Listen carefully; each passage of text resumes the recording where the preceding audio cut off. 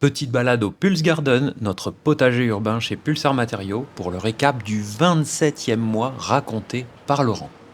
Du coup, ce mois-ci, en fait, on a continué la lutte contre ces limaces qui ont mangé quand même pas mal de cultures, les courgettes dans leur totalité. C'est pas une culture qui a fonctionné énormément cette année-ci. Ce qu'on a fait, c'est repiquer aussi tous les légumes qui étaient dans les bacs, le reste des commandes, remplacer les légumes qui se développaient pas bien, parce que allez, sur les planches, il n'y a pas non plus 100% de réussite. On était dans la phase où on pouvait un petit peu les regarder pousser, les légumes, et donc du coup on s'est occupé à tout ce qui était entretien, pour leur laisser de l'espace, pas mal de débroussaillage. On a refait des petites tailles sur des aromatiques qui débordaient, qui gênaient parfois les cultures. Il y a eu quelques petites réparations de goutte à goutte, de maintenance. Et en fait, voilà, c'est ça que je voulais dire, comme les légumes étaient déjà en place, on s'est concentré sur la taille des tomates, raccrocher aussi les concombres. En début de mois, on a planté tomates, aubergines, on a planté des poivrons qui commencent à donner super bien, les poivrons apparaissent, des premiers concombres, ouais, et qu'on a raccroché du coup.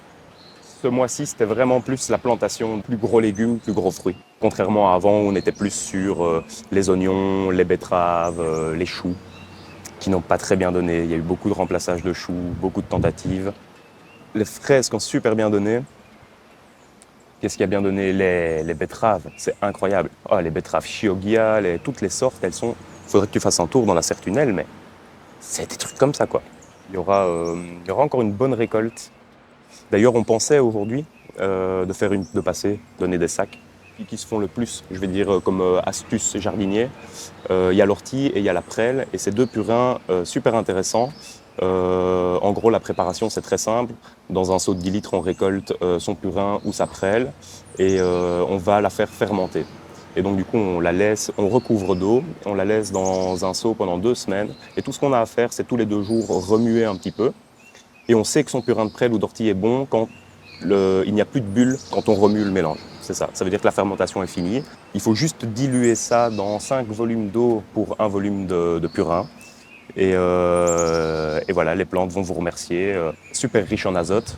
Donc c'est super intéressant comme apport. Beaucoup de petits ravageurs qui détestent l'odeur très concentrée en fait, du purin. Et donc c'est naturel, ça coûte rien quand on le fait. Ça demande très très peu de préparation. Donc voilà, pourquoi s'en priver?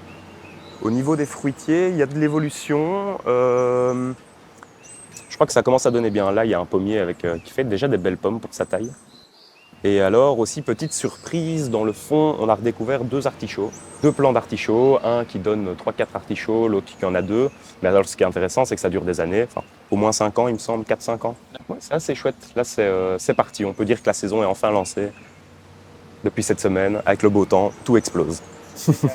En espérant que ces 3 minutes de nature vous aient plu, je vous invite à vous abonner et à nous retrouver sur vos réseaux préférés.